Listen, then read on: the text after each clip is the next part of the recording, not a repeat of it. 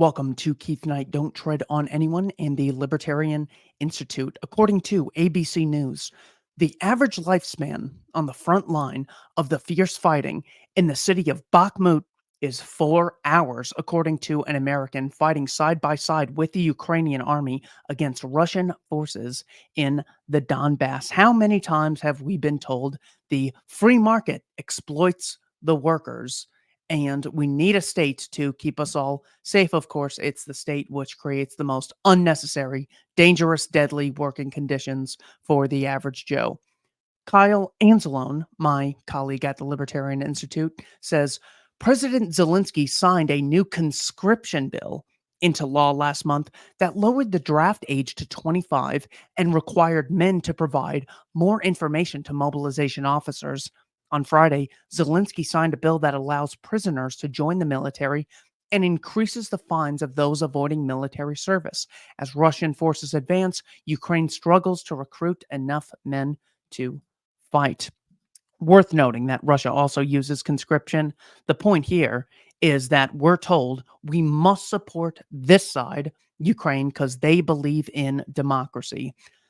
Democracy is important because every 4 or 5 years you get a 1 in 50 million vote on who gets to sit on the throne of your country, and you need to be empowered and you need to decide.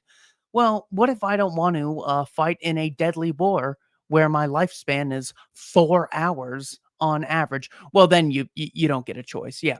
Matters of life and death, you don't get a choice. But 1 in 50 million votes where the votes are allegedly counted, yeah, that's really important. That's empowering.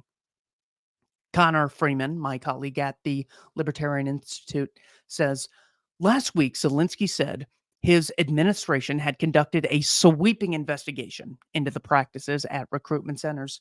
The investigation is revealing numerous abuses, and they are frankly revolting. On Friday, Zelensky explained that the investigation resulted in 33 officials overseeing conscription being charged with 113 crimes. During the inspection of the territorial recruitment centers, law enforcement agencies exposed cases of corruption, in particular during the general mobilization, which pose a threat to Ukraine's national security and undermine confidence in state institutions, Zelensky said in a video address. Undermines confidence. We have to enslave people in order to fight this battle. That could also undermine undermine the confidence people have. This is a new edition of the Misesian from the Mises Institute titled "Why Military Conscription is Worse Than Slavery."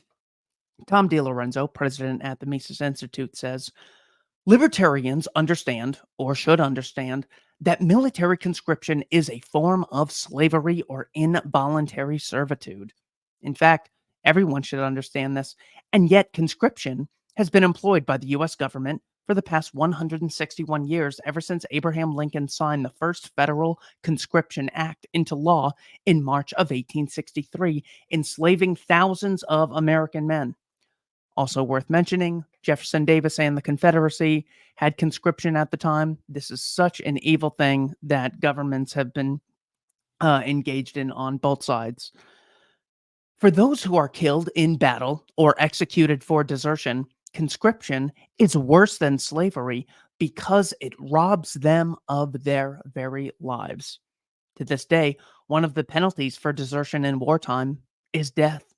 At various times in history, the U.S. government has shot deserters in firing squads, and it has even imprisoned or shot civilian conscription protesters. Even if one volunteers for the military, one immediately becomes a slave to the state because it is illegal to leave. The penalties for desertion apply to both volunteer recruits and conscripts. Very interesting image that the Mises Institute uses right here. Every man must register. This is every man ages 18 to 45. If you look closely at the year, it's 1918. This is American entrance into the First World War.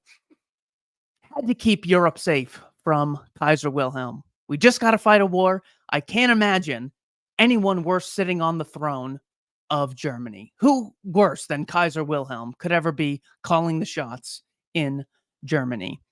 For all the talk we hear from Vice President Harris about the sexism that she's fighting against, the most immoral law in the last century was the mass enslavement of only men ages 18 to 45 to die and get their limbs blown off in these unnecessary military conflicts.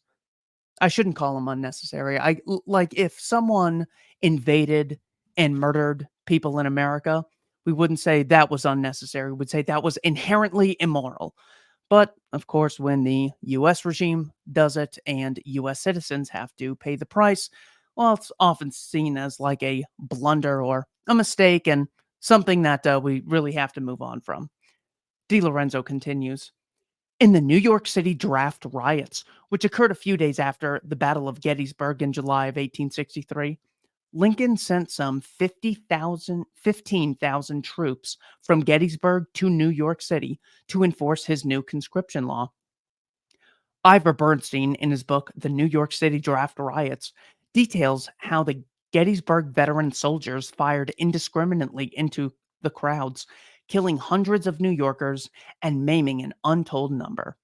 Some historians have said the death count may have been in the thousands, all for protesting military conscription. The 13th Amendment to the Constitution clearly outlaws slavery and indentured servitude. That was swept aside during World War I when the U.S. Supreme Court ruled that the slavery of conscription was legal and constitutional after all, because, in the opinion of the Wilson administration, it was necessary and proper for the war effort. That war on the American side alone led to 116,000 American deaths. Of the 4.8 million soldiers, the estimates I've come across say that 2.8 million of those soldiers were conscripted or enslaved, a fate far worse than forced cotton picking. As evil as forced cotton picking is, getting your limbs blown off, getting murdered is actually worse. The fact that people will say, well, they get paid, they get compensated, as if forced labor is justified if someone is compensated. Every slave I have ever read about was compensated with food because they were kept alive, water, shelter, even healthcare. In many cases, it was in the slave master's interest to make sure he had healthy working slaves. It's completely unjustifiable. And I mean, I mean, granted, it's not as bad as using the wrong pronoun, but mass enslavement and death is almost as bad. Same ballpark, arguably.